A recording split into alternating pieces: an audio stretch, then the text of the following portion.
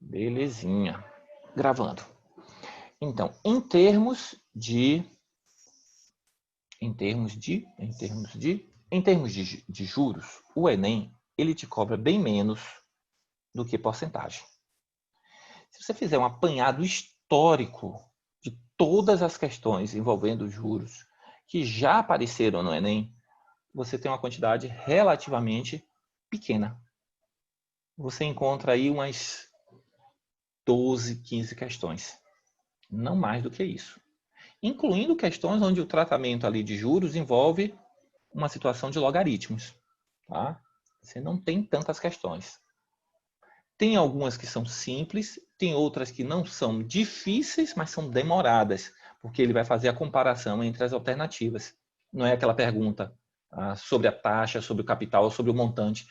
Cada alternativa ele dá uma afirmação diferente. Então você tem que validar uma delas. Então você tem que fazer a resolução uma por uma. Isso atrasa o processo. Eu vou mostrar essas diferenças aqui. Tá?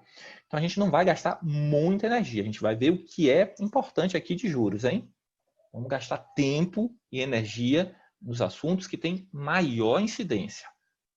Como a gente está falando da matemática comercial financeira, juros faz parte do pacote. Mas se eu pensar em razão, proporção, porcentagem, tem muito mais questão no Enem do que especificamente de juros. Bom, como essa parte de matemática financeira muitas vezes também é trabalhada junto com o termo da matemática comercial, vale a pena para você que vai fazer a prova do Enem e vai fazer vestibulares, lembrar de algumas nomenclaturas. Então, quando você trabalha com transações comerciais, é muito comum nas questões a falar de preço de custo ou preço de compra. Então, é o valor pago em espécie monetário pelo comerciante ao fornecedor do objeto que ele vai vender. Então, é o preço de custo. Eu comprei na mão de um produtor lá de artesanato uma cestinha por R$5. E eu vou dar uma invernizada nessa cestinha, vou colocar um glitter, vou colocar alguma coisinha e vou vender por 15. Então, o preço de custo foi 5. O preço de venda é 15. Então, é o valor monetário pelo qual o objeto vai ser efetivamente revendido. Beleza?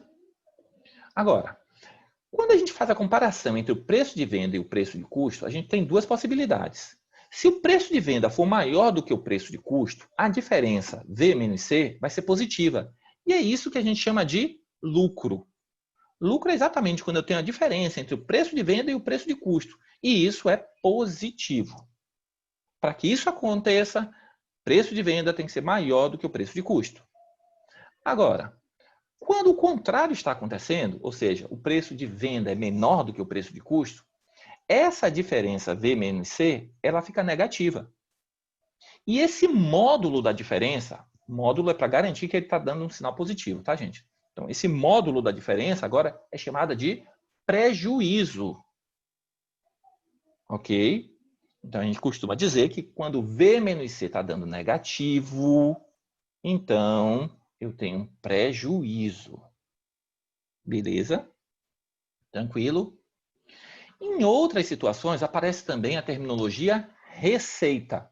Receita é tudo que entra no caixa da empresa. Tá? Então, é o valor monetário recebido como pagamento por algo que você vendeu, tá? Seja ele um bem de consumo ou um serviço. Então, entrou no caixa da empresa é receita. Ok? Além disso, especificamente juros. O que eu preciso lembrar de juros? Quando você vai ao banco e toma dinheiro emprestado no banco, aquele dinheiro é chamado de capital. Tanto no momento quando você toma o dinheiro emprestado lá no banco, quanto no momento que você coloca dinheiro no banco, na caderneta de poupança. Então, aquele dinheiro você vai estar emprestando ao banco. Aquele dinheiro é o capital. Esse dinheiro vai ficar lá retido no banco ou vai ficar em sua mão, se você tomou esse dinheiro emprestado no banco, durante um período. Tá? Então, esse período é o que a gente vai chamar de tempo. Então, ter unidades de tempo. Essa unidade de tempo pode ser dia, mês, ano, semana, quinzena, década, século. Não tem problema. ok? Para corrigir esse capital e gerar uma compensação financeira pelo empréstimo que você pactuou com o banco, a gente usa um índice percentual. Por isso que tem o símbolo I associado à porcentagem, que vai ser a taxa de juro. Então, o I é de index. Tá? Então, a taxa I de juro por unidade de tempo. Observe como aqui, ó, gente, já traz aquela informação que vocês já devem ter ouvido várias vezes com seus professores em outros momentos.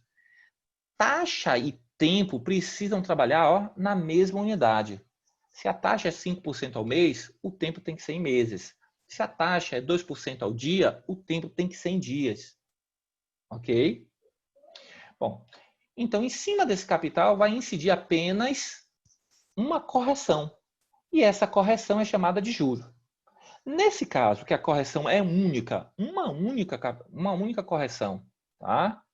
Em cima do capital inicial, ao final do período que você contratou o empréstimo, eu digo que a capitalização foi simples, ou que o juro obtido a partir desse processo é um juro simples.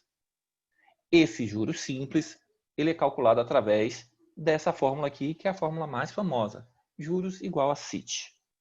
Capital, taxa e tempo. Beleza? Tem muita gente que coloca CIT sobre 100.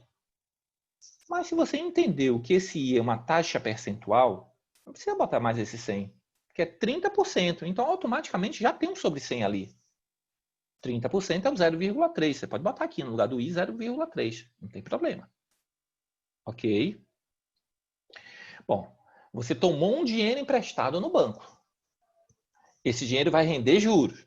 Na hora que você vai devolver o dinheiro ao banco, você devolve o que você tomou emprestado e mais esse juro, que é a compensação. E isso é o que a gente chama de montante. Então, montante é a soma do capital com juros. Beleza?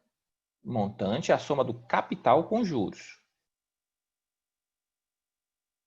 Agora, no momento em que você faz os juros simples, tá? Você tem que estar ciente de que é possível você trocar as taxas e fazer uma equivalência de taxas sem maiores problemas para resolver a questão.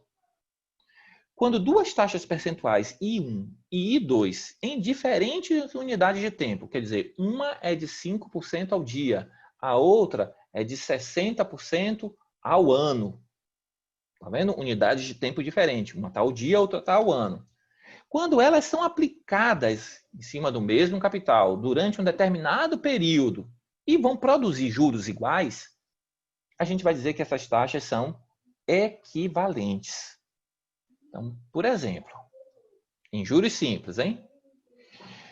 Uma taxa de I% ao mês equivale a 12I ao ano. Captou? Por que 12I? Porque o ano tem 12 meses. Uma taxa de I% ao ano vai equivaler a I sobre 12 ao mês. Porque cada mês é 1/12 do ano. Da mesma forma, uma taxa de I% ao dia vai corresponder a 30I ao mês. Porque o mês da matemática comercial, na matemática financeira, é um mês de 30 dias. Ok? E a taxa de I ao mês equivale a I sobre 30 ao dia. 1/30 do mês corresponde a um dia. Tudo bem, gente, aí? Então, observe que você pode mexer na taxa para poder fazer o ajuste e deixar taxa e tempo na mesma unidade, desde que você esteja trabalhando com juros simples. Se você tiver com juros compostos, a sugestão é mexa apenas com o tempo. Repetindo, se você está trabalhando com juros simples, tanto faz, tanto fez você fazer a conversão para deixar os dois na mesma unidade da taxa e do tempo. Tanto faz você mexer com a taxa quanto mexer com o tempo. Mas se você estiver trabalhando com juros compostos, mexa apenas com o tempo. Beleza? Lembrando que o mês comercial é um mês de 30 dias e automaticamente o ano comercial vai ser o ano com 360 dias. Ok? Muito bem. Agora a gente vai falar do que é juro composto. Juro composto. O cálculo do juro composto, ele vai sendo calculado período a período. Então, se você contratou durante 10 unidades de tempo, no final de cada unidade de tempo, você tem que fazer uma correção. A primeira correção vai ser feita em cima do capital que você tomou emprestado. Mas a segunda correção vai ser feita em cima do capital que você tomou emprestado com a correção do primeiro juro. Ou seja, você vai fazer uma correção em cima do montante gerado através do primeiro juro que você incorporou ao capital emprestado. Então, quando você faz a segunda correção, gente, você corrige de novo o capital, mas corrige também uma parcela de juros. É por isso que a gente usa muito a expressão juros sobre juros, quando a gente está se referindo a juro composto. Vai render juros sobre juros. Enquanto que nos juros simples, você só tem a correção feita em cima do capital inicial. Pronto. Sempre, período a período que você quiser apurar, ó, o juro simples vai ser sempre o mesmo. O juro composto, não. O juro em cada período, ele vai aumentar. Porque ele vai ser feito em cima do capital inicial apenas no primeiro período. No segundo período, ele já é feito em cima do montante resultante da primeira aplicação. Então, explicando aqui de novo. Ao final da primeira unidade de tempo considerada na aplicação, a taxa I de juro incide sobre o capital inicial. Você faz a primeira correção. Beleza. Agora, a partir da segunda, a taxa I de juros vai incidir sobre o montante acumulado na unidade de tempo anterior. Então, você tinha 100. Corrigiu 10%. Foi para 110. Quando você vier na segunda correção, você não corrige mais o 100. Você corrige o 110. Se é 10% de 110, já é 11. Então, o primeiro juro que você apurou foi de 10. O segundo juro já é de 11. Opa, já mudou. Essa é a lógica do juro composto. Então, fique atento para isso. Se um capital C é aplicado em regime de juro composto, durante T unidades de tempo, a taxa constante de I por unidade de tempo, então o montante acumulado nesse período vai ser dado através dessa linda fórmula.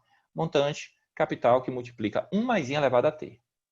Observe que essa fórmula deve te lembrar muito a situação de progressão geométrica. Em PG, AN é igual a 1 vezes Q elevado a N menos 1. Vê se não é assim em PG. Você tem um fator multiplicativo aqui, ó, que é a razão. E esse fator multiplicativo é exatamente esse 1 mais I. Como está rendendo o juro, está aumentando. Então, veja que isso é maior do que 1. Um fator de aumento. Quantas vezes você vai aplicar esse fator de aumento? Depende de quantos períodos você vai trabalhar. Por isso está o T aqui em cima. E ele vai ser aplicado sobre quem? Sobre o capital inicial. Então, você vai corrigir o capital inicial a primeira vez, 1 mais I. Aí, a segunda vez, você já está corrigindo o montante, porque já é o C vezes 1 mais I, que vai tornar multiplicar por 1 mais I. Essa é a ideia de ficar rendendo juros sobre juros o tempo todo. Beleza? Observe que eu chamei a atenção aqui basicamente de 3 resultados. Fórmula de juros simples, J igual a CIT, CIT. Montante em qualquer situação é capital mais juros. E fórmula para o montante no juro composto. Bastam essas 3 situações. Tá? Nos últimos anos, o Enem vem agregando uma coisinha aqui, uma coisinha lá, mas aí o pessoal costuma dizer que o Enem está mais conteudista, tem mais teoria sendo envolvida, cobrada. Na verdade, ele apenas está dando novas roupagens a situações que o aluno pode resolver de maneira tranquila se ele apenas usar de raciocínio lógico e de bom senso na hora de fazer as questões. Uma dessas situações é o que a gente costuma falar assim como pagamento parcelado ou amortizações. E eu vou explicar isso aqui agora, tá? Hoje em dia, né? Hoje em dia não, já há um bom tempo, né? já se tornou uma prática do comércio, né, esse pagamento com valor futuro. Você compra, leva a mercadoria para casa e só vai pagar depois de algum tempo. Você já começa a usufruir daquela mercadoria agora. Seja um bem de consumo, né, seja um alimento, seja um bem durável, ou seja até um serviço. Você compra um curso e só paga daqui a 30 dias. Como é que eu faço isso? Passo no cartão de crédito. Não é assim? Então você está fazendo uma venda futura, para um recebimento futuro. Então, no comércio moderno, é frequente a prática do pagamento de valores posteriores à compra com a inserção de juros a uma taxa aí. Essa conduta moderna gerou duas nomenclaturas para as quantidades: valor presente e valor futuro, que representam, respectivamente, a quantia no momento inicial da análise e a quantia a ser paga lá na frente, posteriormente. Quando o pagamento de uma determinada transação é antecipado T unidades de tempo, deve-se garantir a retirada desses juros, que foram embutidos previamente. Esse processo é o que a gente chama de amortização. Tá? Você financiou um carro em 12 parcelas. Mas ao final da sexta parcela, você diz assim, poxa, mês que vem eu vou quitar esse carro. Recebi um dinheiro aí, acertei na Mega Sena, vou quitar. Beleza.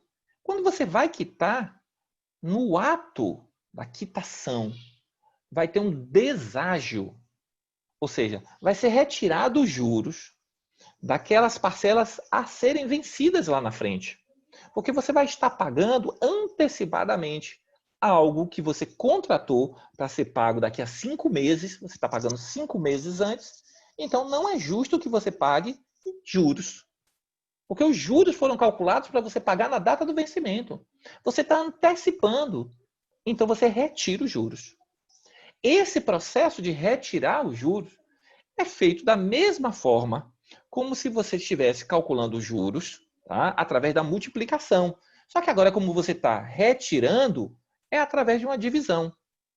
Lembra aí, juros compostos, a gente não acabou de ver que era montante igual a capital, que multiplica 1 mais i elevado a t?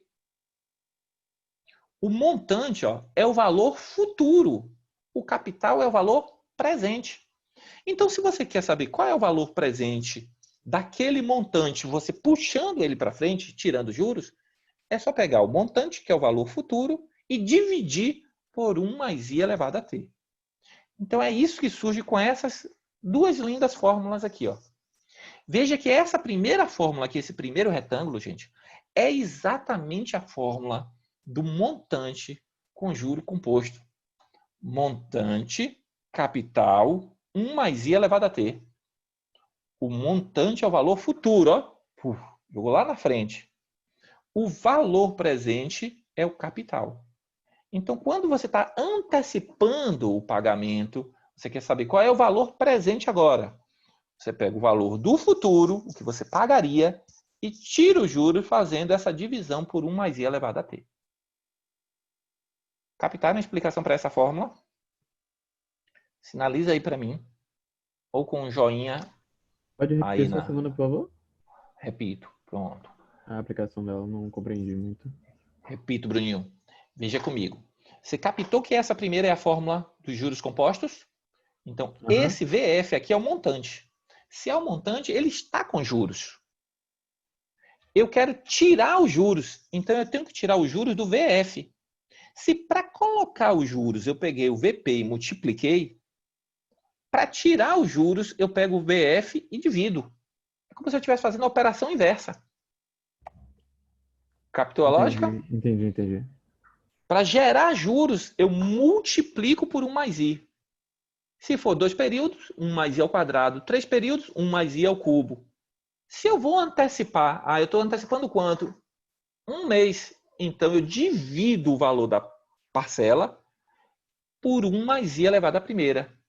Se eu estiver antecipando a parcela 2 meses, eu pego o valor da parcela e divido por 1 mais i ao quadrado. Se eu estiver antecipando 10 meses, eu pego o valor da parcela e divido por 1 mais i elevado à décima. Ok? Léo, mas Compreendi. por que você já está me mostrando isso assim? Porque isso é exatamente o que amedronta o aluno. ele amedronta de tal forma, quando nunca viu isso na vida, que quando chega numa situação como essa daqui, ó para cá, Enem 2017. Essa foi uma das questões com maior índice de erro no Enem 2017. A galera pirou quando viu essa questão. Um empréstimo foi feito a taxa mensal de I%, usando juros compostos em 8 parcelas fixas e iguais a P. Beleza? O devedor tem a possibilidade de quitar a dívida antecipadamente a qualquer momento, pagando para isso o valor atual das parcelas ainda a pagar. Após pagar a 5ª parcela, resolve quitar a dívida no ato de pagar a 6ª parcela. Vem a pergunta. Vai, meu filho, passa. A expressão que corresponde ao valor total pago pela quintação do empréstimo é... Olha para essas alternativas, gente. Diga se a pessoa não tem vontade de fazer cocô nas calças quando olha para isso. Não já abandonou a questão? Porque as alternativas são medonhas. E você não tem noção de, meu Deus, como é que apareceu isso aí? Não sabe nem para onde ir. Você quer abandonar a questão. Mas se você entendeu o que ele está propondo no enunciado, ele está dizendo o seguinte, ó, você comprou em 8 parcelas, todas iguais a P, com o juro que já estava lá embutido no seu financiamento. Você pagou a 5ª. Aí na hora de pagar a 6ª, você quer pagar a 6ª, a 7ª e a 8ª junto. Não é isso que ele fala? Após a 5ª, no vencimento da 6ª, ele quer quitar a dívida. Então ele tem 3 parcelas para pagar. É a parcela 6, a parcela 7 e a parcela 8. A parcela 6 ele está pagando no vencimento. Então ele tem que pagar P. A parcela 7, ele vai antecipar um mês. Então ele não vai pagar P, vai ter um deságio, vai ter uma amortização. E a parcela 8, ele vai estar antecipando 2 meses. Então ele não vai ter P de novo para pagar. Ele vai ser um valor menor ainda, porque ele vai estar antecipando 2 vezes. Então ele está pegando um valor futuro e trazendo para o valor presente. Uma das parcelas já está no valor presente, porque é na data do vencimento a 6ª. A 7ª, ele antecipa 1 unidade de tempo. E a 8ª, ele vai antecipar 2 unidades de tempo. Captaram? Namore aí com essas alternativas. Se você entendeu, joga aí no chat para mim qual é a alternativa correta. Sem fazer conta, só no olhômetro. Só no namoro.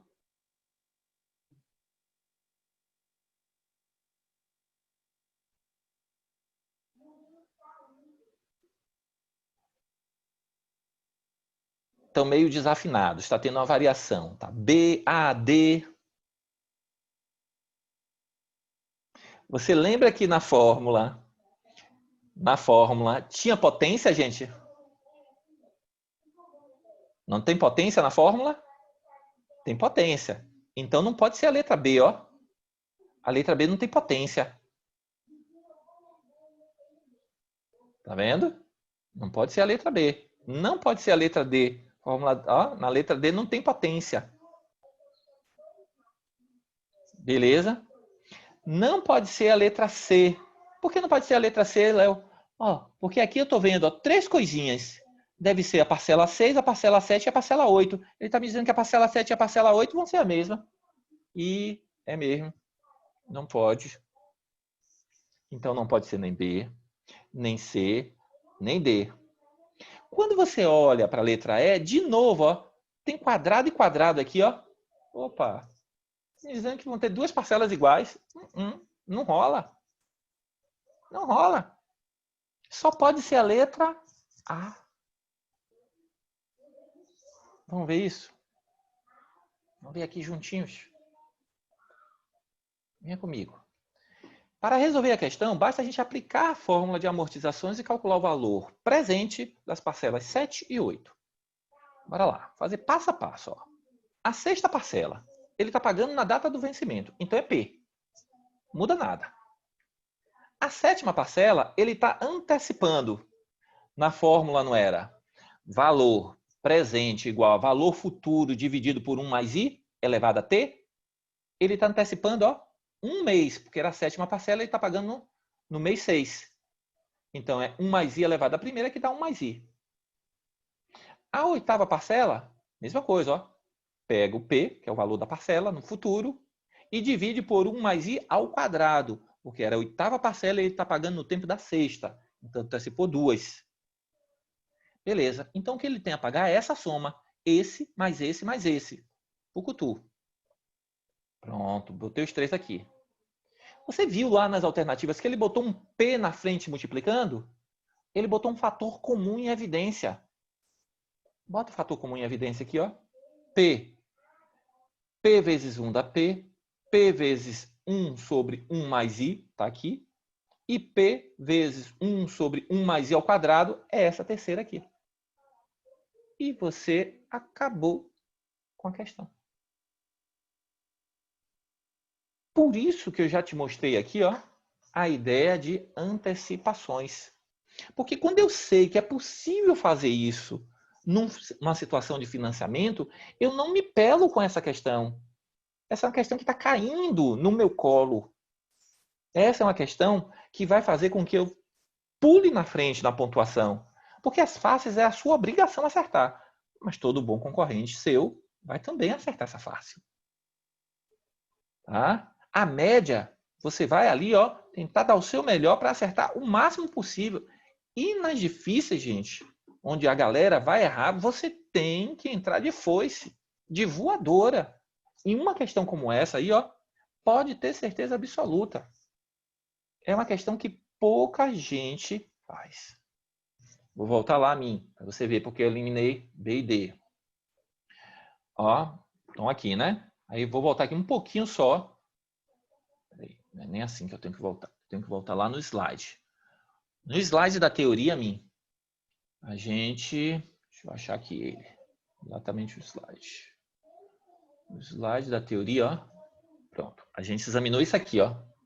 Olha como é a fórmula que te permite encontrar o valor presente. Quando você tira os juros, quando você antecipa a parcela. É isso aqui, ó.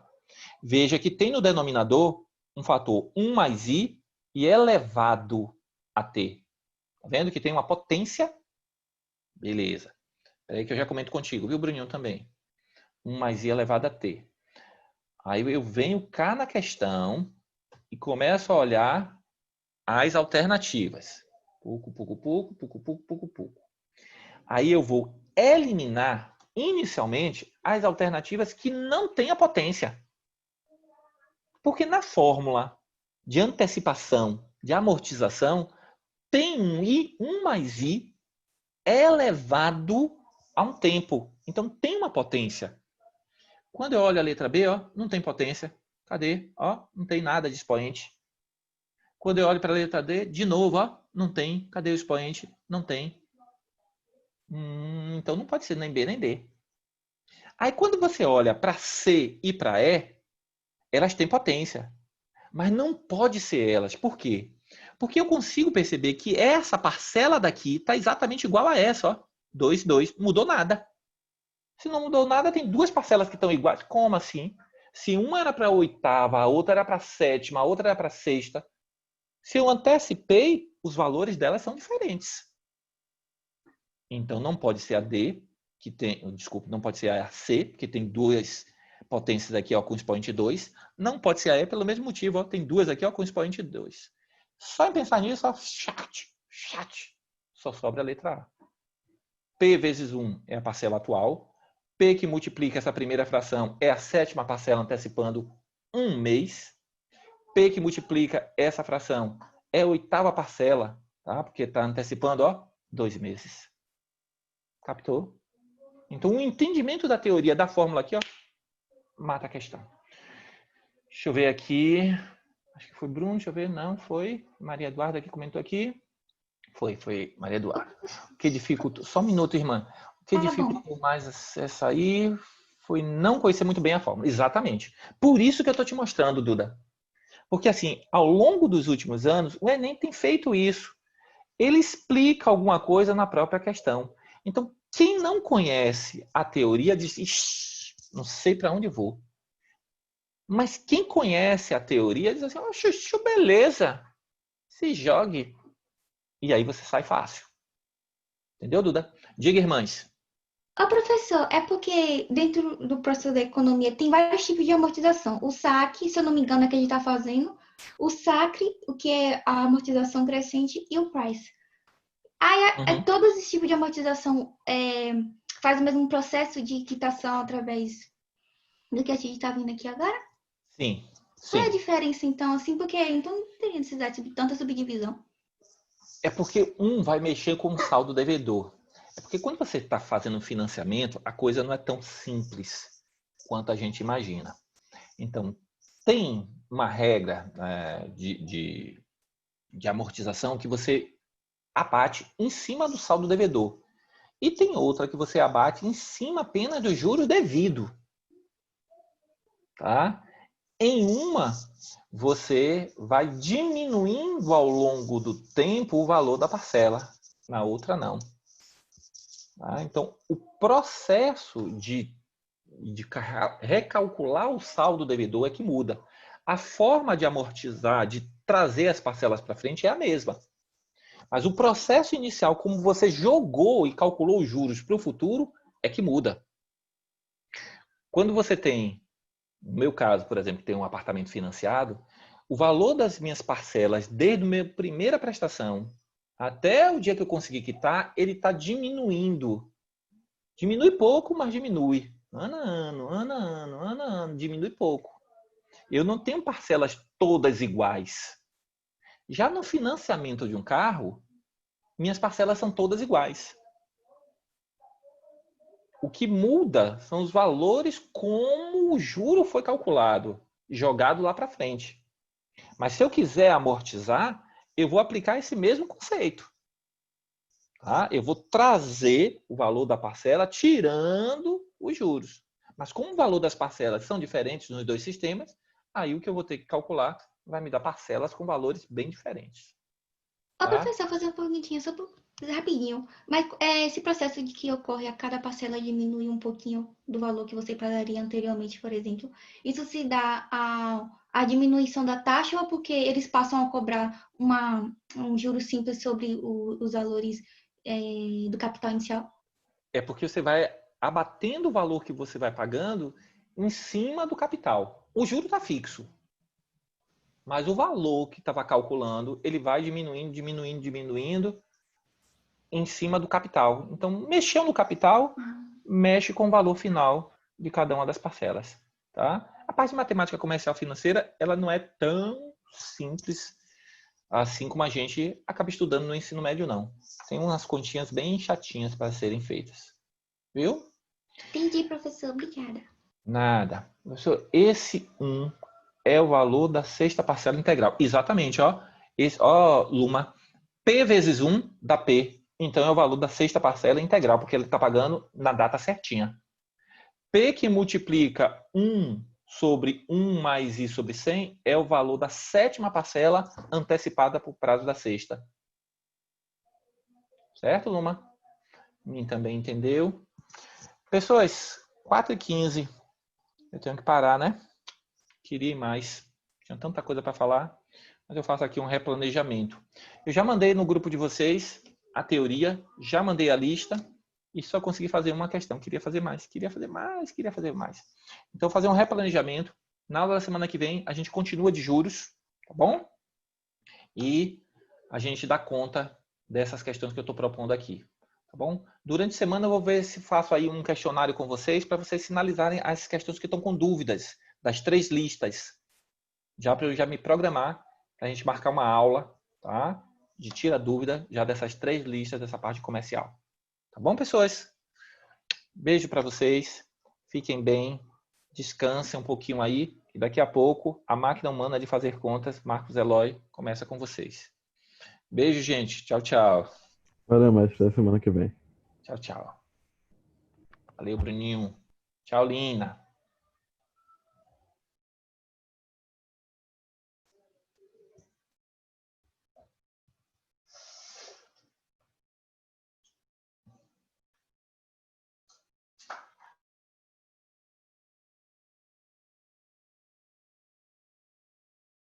Tchau, pessoal.